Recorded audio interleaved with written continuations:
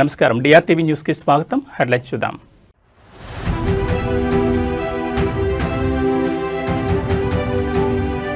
ప్రపంచానికి భారత్ ఆశాకిరణం. EU డీల్ను మరోసారి ప్రశంసించిన మోడీ.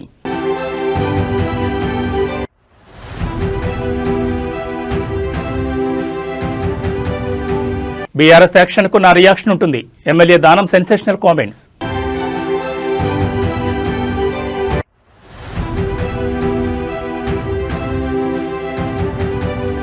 తిరుమల లడ్డూ కల్తీ నెయ్యి ఆరోపణలపై సీబీఐ దర్యాప్తు. నెయ్యిలో జంతువుల కొవ్వు కలవలేదని నిర్ధారించిన సీబీఐ.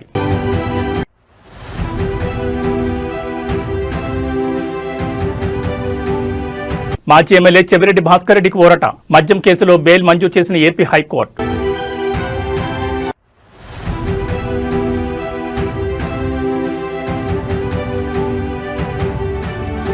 గద్దెపై కొలువుదీరిన సారలమ్మ. జనసంద్రమైన జంపన్న వాగు. ఇక డీటెయిల్స్ చూస్తే కేంద్ర బడ్జెట్ సమావేశాలు అత్యంత కీలకమైనవని ప్రధాని మోడీ అన్నారు. పార్లమెంట్ భవన్ ముందు మోడీ మీడియాతో మాట్లాడారు. రాష్ట్రపతి ద్రౌపది ముర్ము ప్రసంగం దేశ ప్రజల ఆత్మవిశ్వాసాన్ని ప్రతిబింబించిందని చెప్పారు. పార్లమెంట్ సభ్యులకు రాష్ట్రపతి ఎన్నో విలువైన సూచనలు ఇచ్చారని, రాష్ట్రపతి వ్యాఖ్యలను సభ్యులంతా పరిగణలోకి తీసుకుంటారని ఆశిస్తున్నామని ఆకాంక్షించారు.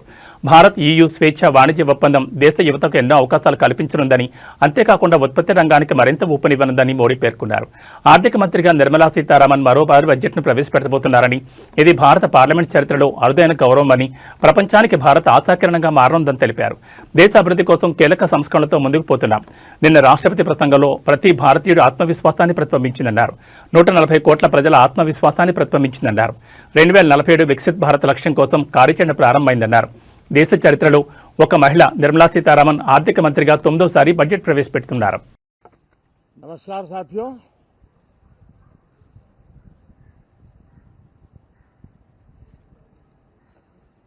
कल राष्ट्रपति जी का उद्बोधन 140 करोड़ देशवासियों के आत्मविश्वास की अभिव्यक्ति था।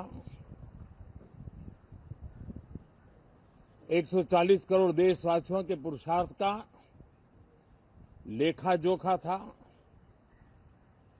और 140 करोड़ देशवासी और उसमें भी ज्यादातर युवा उनके एस्पिरेशंस को रेखांकित करने का बहुत ही सटीक उद्बोधन सभी सांसदों के लिए कई मार्गदर्शक बातें भी कल आदरणीय राष्ट्रपति जी ने सदन में सबके सामने रखी है. పార్టీ ఫిరాయింపుల వ్యవహారంలో తెలంగాణ అసెంబ్లీ స్పీకర్ గడ్డం ప్రసాద్ కుమార్ జారీ చేసిన నోటీసులపై ఖైరతాబాద్ ఎమ్మెల్యే దానం నాగేంద్ర స్పందించారు. ఈ సందర్భంగా ఆయన వారి మీడియాతో మాట్లాడుతూ స్పీకర్ కార్యాలయం నుంచి అందిన నోటీసులకు సంబంధించి తన తరపు న్యాయవాది ఇప్పటికే స్పందించారని తెలిపారు. స్పీకర్కు వివరణ ఇస్తూ తన అడ్వకేట్ ఒక లేఖ రాశారని, అయితే ఆ లేఖలో ఏ అంశాలను పొందుపరిచారనే విషయంపై తనకు పూర్తి అవగాహన లేదని క్లారిటీ ఇచ్చారు. తమ తరపున వివరణ పంపినప్పటికీ స్పీకర్ కార్యాలయం నుంచి ఇప్పటి వరకు తమకు ఎలాంటి జవాబు రాలేదని తెలిపారు. విచారణ ప్రక్రియకు సంబంధించి తాము పంపిన వివరణపై స్పీకర్ నిర్ణయం కోసం వేచి చూస్తున్నట్లుగా దానం పేర్కొన్నారు. విచారణ నిమిత్తం తనను వ్యక్తిగతంగా హాజరు కావాలని స్పీకర్ నుంచి ఇప్పటి వరకు ఎలాంటి ఆదేశాలు రాలేదని అన్నారు. తనను వ్యక్తిగతంగా రమ్మని ఎవరూ చెప్పలేదు. ప్రస్తుతానికి లీగల్ టీం ఈ వ్యవహారాన్ని చూసుకుంటుందని వెల్లడించారు. బీఆర్ఎస్ పార్టీ తనను సస్పెండ్ చేయలేదని, వారి యాక్షన్కు తన రియాక్షన్ ఉంటుందని అన్నారు. తాను ఎన్నికలకు భయపడే వ్యక్తిని కాదని దానం నాగేంద్ర అన్నారు. కాగా బీఆర్ఎస్ నుంచి కాంగ్రెస్లో చేరిన ఎమ్మెల్యేల అనర్హత వేటుపై దేశ అత్యున్నత న్యాయస్థానం సుప్రీంకోర్టు సీరియస్గా ఉన్న నేపథ్యంలో స్పీకర్ గడ్డం ప్రసాద్ కుమార్ విచారణను వేగవంతం చేశారు. ఈ క్రమంలో దానం నాగేందర్ ఇచ్చిన స్టేట్మెంట్ ఇప్పుడు పొలిటికల్ సర్కిల్స్ లో హాట్ టాపిక్ గా మారింది. ఈ నెల 30న జరిగే విచారణలో స్పీకర్ ఎలాంటి నిర్ణయం తీసుకుంటారనేది ప్రస్తుతం ఉత్కంఠగా మారింది.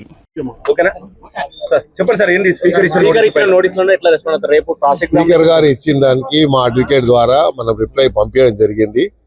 మళ్ళీ నాకు స్పీకర్ నుంచి ఇంకా ఏం పిలిపేం రాలేదు. వచ్చినప్పుడు నేను నా అడ్వకేట్ వెళ్ళి మేము ఇస్తాం తప్పకుండా. అదేవిధంగా మేము ఇచ్చినటువంటి రిప్లై ఇప్పటిదాకా మాకు వచ్చిన దానికి మేము రిప్లై జవాబు ఇచ్చాము ఒకటి. కానీ ప్రత్యేకంగా మమ్మల్ని మరి ప్రెసిడెంట్ గమ్మని ఎక్కడ స్పీకర్ గారు ఇప్పటిదాకా చెప్పలేదు. చెప్పినప్పుడు నేను వ్యక్తిగతంగా పోయి క్రాస్ ఎగ్జామినేషన్ పిటిషనర్స్ ఉంటుందని నేను అనుకుంటున్నాను. నాకు తెలిసిన లా ప్రకారంగా పిటిషనర్స్ కి ఉంటది. తర్వాత నన్ను పిలుస్తుండొచ్చు. నన్ను పిలిచినా కూడా నేను తప్పకుండా వెళ్ళి నా ఎక్స్ప్లెనేషన్ మీరు రాజీనామా చేస్తారు లేదంటే అనర్హత వేటు పడుతుందనే భయంతో ఇట్లా అఫిడవిట్ దాఖలు చేశారు దాననాయందర్ అని చెప్పేసి రెండే ఇష్యూలు. రాజీనామా చేయాల్సిన పరిస్థితి వచ్చినా, ఒకవేళ అట్లా డిస్క్వాలిఫికేషన్ వచ్చినా, నేను ప్రజాబలంతో ఇన్నిసార్లు గెలిచాను. అక్కడ ఆసిఫ్ నగర్ లో ఎంఐఎంఓలో అంత బలమైన ఉంటేనే నేను ప్రజలతో గెలిచాను. కాబట్టి ప్రజల మనిషిని, ప్రజల మధ్యలో ఉండేటోని. ప్రజాబలమే నా బలం. తప్పకుండా నేను అలాంటి పరిస్థితి వస్తే తప్పకుండా మళ్ళీ ప్రజాక్షేత్రంలో వస్తాను. తప్పకుండా మళ్ళీ పోట్లాడతాను. కాంగ్రెస్ ఎమ్మెల్యేని చెప్పిన దాననాయందర్ ఇప్పుడు మళ్ళీ బీఆర్ఎస్ ఎమ్మెల్యేని అని చెప్పేసి అఫిడవిట్ ఇవ్వడంలో అఫిడవిట్ స్పీకర్ ఇచ్చిన దాంట్లో మా అడ్వకేట్ ఇచ్చారు.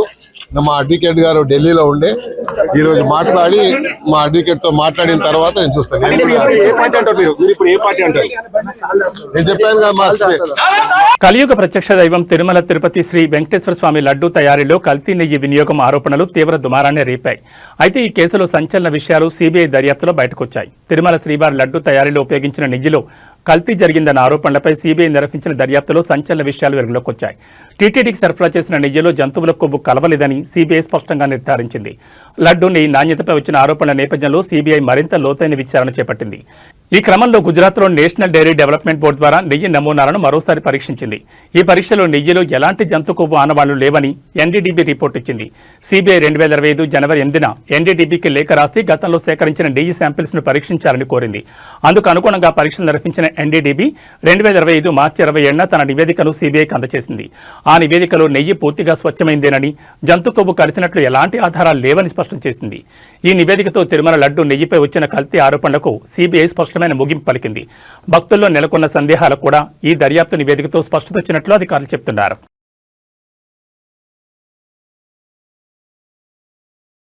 గొంతకల్ ఎమ్మెల్యే గుమ్మనూరు జయరాం పేరుతో ఉన్న ఎమ్మెల్యే స్టిక్కర్ వాహనాన్ని ఉపయోగిస్తూ ఇద్దరు వ్యక్తులు నానా హంగామా సృష్టించిన ఘటన అనంతపురం జిల్లాలో తీవ్ర కలకలం రేపుతోంది. మత్తులో ఉన్న వాళ్లు రోడ్డుపై వెళుతున్న వాహనాలను అడ్డుపెట్టి బెదిరిస్తున్నారని స్థానికులు పోలీసులకు కంప్లైంట్ ఇచ్చారు. విషయం తెలిసిన పోలీసులు వెంటనే సంఘటనా స్థలానికి చేరుకున్నారు. మత్తులో ఉన్న రౌడీ షీటర్ను పట్టుకునేందుకు ప్రయత్నించిన సమయంలో వారు పోలీసులపై కారుతో తీసుకెళ్లే ప్రయత్నం చేశారు. ఈ ఘటనలో పెట్రోలింగ్లో ఉన్న కానిస్టేబుల్ త్రుటిలో ప్రమాదం నుంచి తప్పించుకున్నారు. అయితే పోలీసులు తమ వాహనంతో వెంటాడి ఎమ్మెల్యే స్టిక్కర్ ఉన్న కారును అడ్డగించారు. కారును తనిఖీ చేయగా గుర్తుకు చెందిన రౌడీ షీటర్ అజయ్తో పాటు మరో వ్యక్తి అందులో ఉన్నట్లు గుర్తించారు. వెంటనే ఇద్దరిని అదుపులోకి తీసుకున్నారు. ఎమ్మెల్యే పేరుతో ఉన్న స్టిక్కర్ను దుర్వినియోగం చేసి ప్రజలను భయపెడుతున్న ఘటనపై కేసు నమోదు చేసి విచారణ ప్రారంభించారు. ఈ సంఘటనపై ఎమ్మెల్యే స్టిక్కర్ల దుర్వినియోగంపై కఠిన చర్యలు తీసుకుంటామని పోలీసులు పేర్కొన్నారు.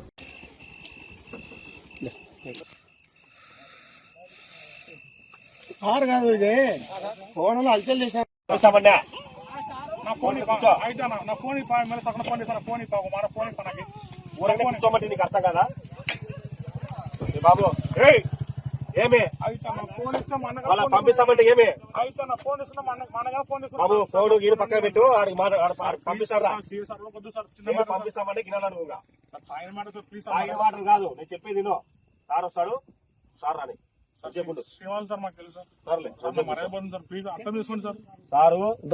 వేరే సార్ వస్తారు. మేడారం మహాజాతరకు భక్తులు పోటెత్తున్నారు. ఇప్పటికే గోవిందరాజు, పగడిగిద్దరాజు గద్దెల మీదకు చేరుకోగా కన్నెపల్లి నుంచి సారలమ్మ సైతం గద్దె వద్దకు చేరుకున్నారు.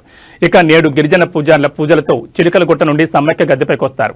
ఈ ఘటనతో జాతర మొదలవుతుంది. కాగా సమ్మక్క సారలమ్మను సాధారణ భక్తులతో పాటు రాజకీయ నాయకులు, సెలబ్రిటీలు దర్శించుకుంటూ మొక్కులు తీర్చుకుంటున్నారు. ఈ నేపథ్యంలోని మంత్రి పొంగులేటి శ్రీనివాసరెడ్డి బుధవారం రాత్రి కుటుంబ సభ్యులతో కలిసి అమ్మవార్లను దర్శించుకున్నారు. అనంతరం మంత్రి ఏర్పాట్లను పరిశీలించారు. అధికారులు, పోలీసులను కలిసి వారికి పలు సూచనలు చేశారు. ఇక పొంగులేటి మేడారం జాతర ఏర్పాట్లలో కీలక పాత్ర పోషించిన సంగతి తెలిసిందే. జాతరలో మౌలిక సదుపాయాల కల్పన, ట్రాఫిక్ నియంత్రణ, 24/7 పర్యవేక్షణపై ప్రత్యేక శ్రద్ధ వహించారు. మేడారంలో అభివృద్ధి పనుల్లోనూ ఆయన కీలక పాత్ర పోషించారు.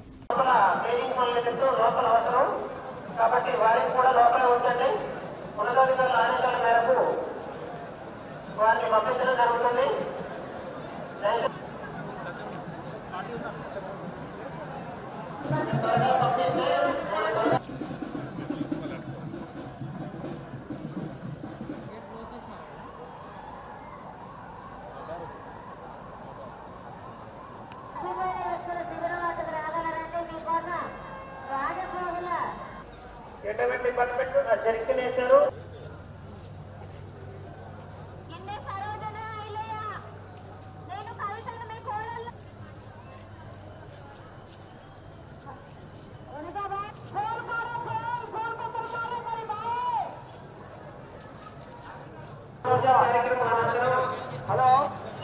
వైఎస్ఆర్సీపీ నేత చంద్రగిరి మాజీ ఎమ్మెల్యే చెవిరెడ్డి భాస్కర్ రెడ్డికి ఊరట లభించింది. అక్రమ మద్యం కేసులో ఆంధ్రప్రదేశ్ హైకోర్టు చెవిరెడ్డికి బెయిల్ మంజూరు చేసింది.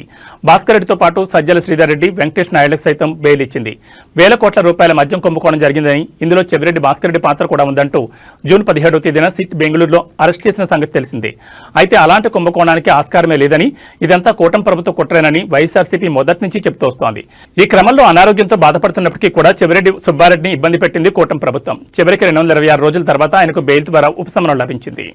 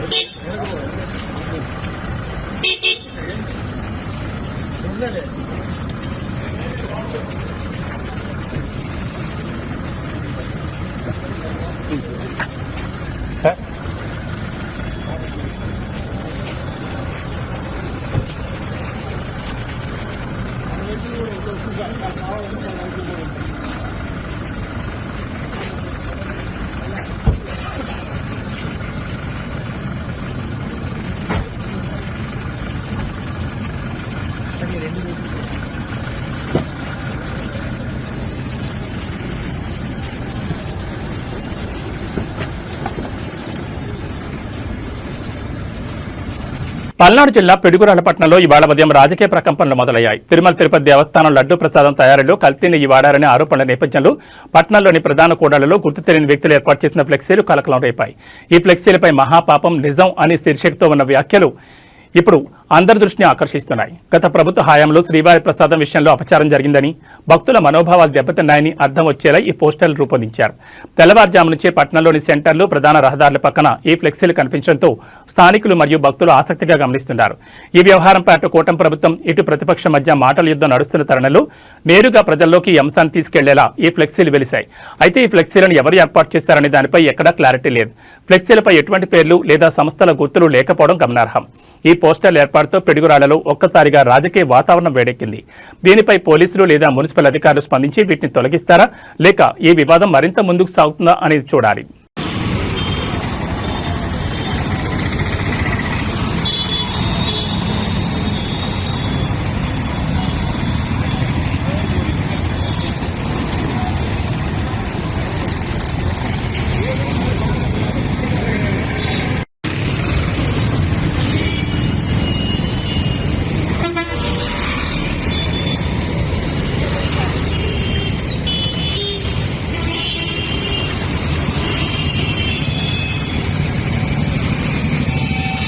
మేడారం మహాజాత్రలో భక్తుల రద్దీ పతాక స్థాయికి చేరింది. బుధవారం రాత్రి కన్నెపల్లి నుంచి సారలమ్మ దేవత అశేష జనవాహిని మధ్య తరలివచ్చి గద్దెపై కొలువు తీరడంతో జాతరలో ప్రధాన ఘట్టం మొదలైంది. ఇక గురువారం సాయంత్రం చిరకలగుట్ట నుంచి సమ్మక్క అమ్మవారి ఆగమనం ఉండడంతో ఆ వేడుకను కళ్లారా వీక్షించేందుకు భక్తులు పోటెత్తారు. అమ్మవార్ల దర్శనానికి ముందు పవిత్ర స్నానాలు ఆచరించేందుకు భక్తులు భారీగా తరలి రావడంతో జంపన్న వాగు వేలాది మందితో కిటకిటలాడింది. సమ్మక్క సారలమ్మల నామస్మరణతో మేడారం అడవులన్నీ మారుమోగుతున్నాయి. గద్దెపై కొలువు తీరిన సారలమ్మను దర్శించుకునేందుకు భక్తులు గంటల తరబడి క్యూలైన్లో వేచుకున్నారు. జంపన్న వాగులో పుణ్యస్నానాలు ఆచరించి తడిబట్టలతోని అమ్మవార్లకు నిలువెత్తు బంగారం సమర్పించుకునేందుకు భక్తులు ఉత్సాహం చూపిస్తున్నారు. భక్తుల రద్దీని దృష్టిలో ఉంచుకుని పోలీసులు, రెవెన్యూ యంత్రాంగం నిరంతరం పర్యవేక్షిస్తూ ఎక్కడా అవాంఛనీయ సంఘటనలు జరగకుండా కట్టుదిట్టమైన భద్రతను ఏర్పాటు చేశారు.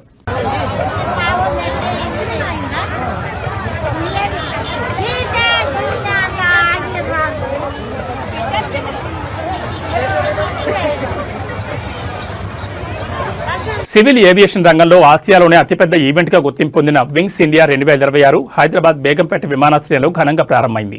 కేంద్ర పౌర విమానయాన మంత్రిత్వ శాఖ FICCI ఆధ్వర్యంలో జరుగుతున్న ఈ 4 రోజుల అంతర్జాతీయ ఏవియేషన్ సమ్మిట్లో ప్రపంచవ్యాప్తంగా ఉన్న విమాన తయారీ సంస్థలు, ఎయిర్లైన్స్, రక్షణ రంగ నిపుణులు, పెట్టుబడిదారులు పాల్గొంటున్నారు. ఈ రోజు ఉదయం civil aviation minister Rammohan Naidu static display ఏరియాను ప్రారంభించారు. భారతదేశాన్ని గ్లోబల్ ఏవియేషన్ హబ్గా తీర్చిదిద్దడం, దేశీయ విమాన తయారీని ప్రోత్సహించడం, భవిష్యత్ విమాన ప్రయాణ అవసరాలకు దిశానిర్దేశం చేయడం ఈ ఈవెంట్ ఎజెండాగా చెప్తున్నారు. వింగ్స్ ఇండియా 2026 అజెండాలో ముఖ్యంగా global CEO forum, policy round tables, business to business సమావేశాలు, స్టార్టప్ షోకేసులు, డెవలప్మెంట్ కార్యక్రమాలు ఉన్నాయి. ఇవి కాకుండా స్టాటిక్ అండ్ ఫ్లయింగ్ డిస్ప్లేలో ఫ్లైట్ విన్యాసాలు ఈ ఈవెంట్లో మెయిన్ అట్రాక్షన్ గా నిలుస్తున్నాయి. ఈ ఇంటర్నేషనల్ ఎగ్జిబిషన్ అండ్ కాన్ఫరెన్స్ కు 20కి పైగా దేశాల 3000 మంది business delegates, stake holders, guests వచ్చారు. 200కి పైగా మేజర్ కంపెనీస్ ఈ షోలో పార్టిసిపేట్ చేస్తున్నాయి. ఇవి తక్కువ ఫ్యూయల్ వినియోగం, అధిక ప్రయాణికుల సామర్థ్యంతో భవిష్యత్ ఎయిర్ ట్రావెల్ కు ప్రతీకలుగా నిలుస్తున్నాయి.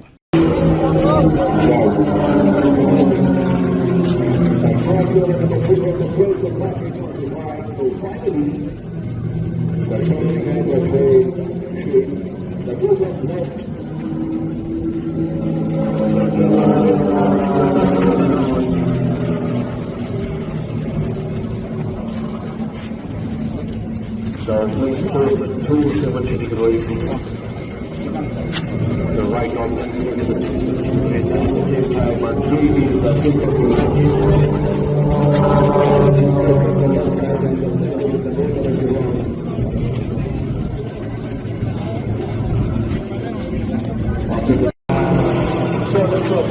Chris James of Biggraphy.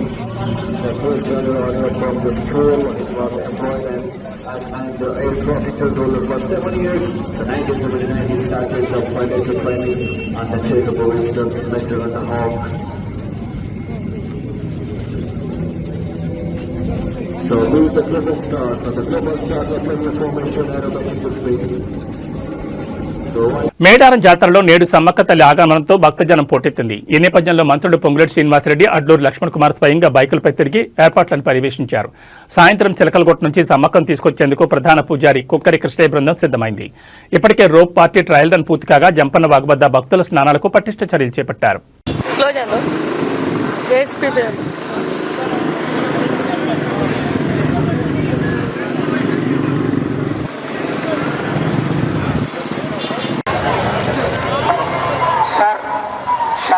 Srinivasarao గారు ఈ యొక్క VIP ప్రోటోకాల్ దగ్గరికి ఒకసారి వెళ్ళి అక్కడ అంతా క్లియర్ చేయండి. మేడారం జాతర విధుల్లో ఉన్న పోలీసులు సరదాగా స్టెప్పులు వేస్తారు. మహాజాతరలో డప్పులతో భక్తులు ఆలయం వద్దకు వెళుతుంటే అక్కడే ఉన్న పోలీసులు వారితో కలిసిపోయారు. కాసేపు సంబరంగా డప్పు చెప్పులకు తగ్గట్టుగా డాన్సులు వేశారు. పోలీసులతో పాటు ఇతర శాఖల అధికారులు, మహిళా పోలీసులు సైతం డాన్స్ చేసి ఆకట్టుకున్నారు. ప్రస్తుతం పోలీసులు ఫుల్ జోష్తో డాన్స్ చేసిన వీడియో సోషల్ మీడియాలో వైరల్ అవుతోంది. దీంతో నెట్జన్లు సైతం వీడియో చూసి ఫిదా అవుతున్నారు. దీన్నే ఫ్రెండ్లీ పోలీసింగ్ అంటారని కామెంట్ చేస్తున్నారు.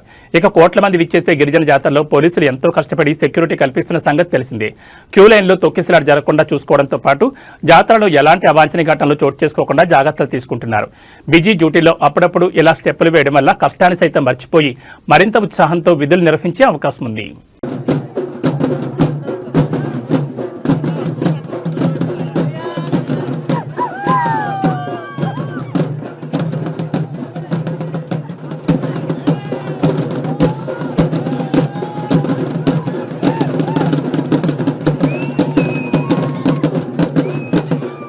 తిరుమల శ్రీవారి ఆలయ పరిసరాల్లో ఓ కొత్త జంట ఫోటోషూట్ చేయడం వివాదానికి దారితీసింది. గొల్ల మండపం నుండి అఖిలాండం వరకు నిబంధనలకు విరుద్ధంగా ఆ జంట వివిధ భంగిమల్లో ఫోటోలు దిగడంపై భక్తులు ఆగ్రహం వ్యక్తం చేస్తున్నారు. తిరుమలలో ఫోటోషూట్లు, రీల్స్ చేయడంపై నిషేధం ఉన్నప్పటికీ భద్రతా సిబ్బంది పట్టించుకోకపోవడంపై విమర్శలు వెల్లువెత్తున్నాయి. ఇలాంటి చర్యలపై టీటీడీ కఠిన చర్యలు తీసుకోవాలని భక్తులు డిమాండ్ చేస్తున్నారు.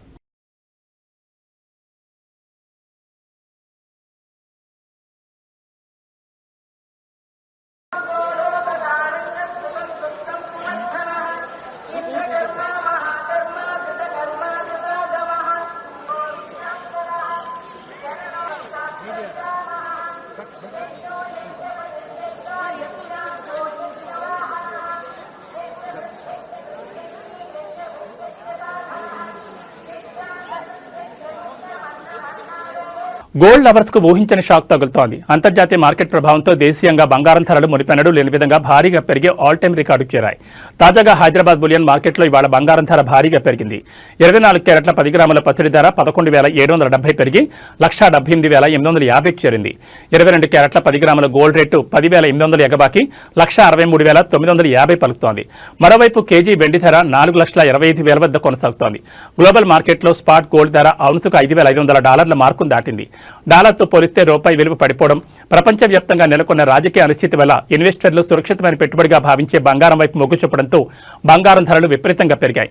ఇక భారత్లో పెళ్లిళ్ల సీజన్ సమీపిస్తున్న తరుణంలో ఈ స్థాయిలో ధరలు పెరగడం సామాన్య మధ్యతరగతి ప్రజలకు ఆందోళన కలిగిస్తోంది. కేవలం బంగారం ధర మాత్రమే కాకుండా అందుకు తోడు 3% జీఎస్టీ మేకింగ్ ఛార్జెస్ అదనంగా బాతుండడంతో వినియోగదారులపై తీవ్ర భారం పడుతోంది.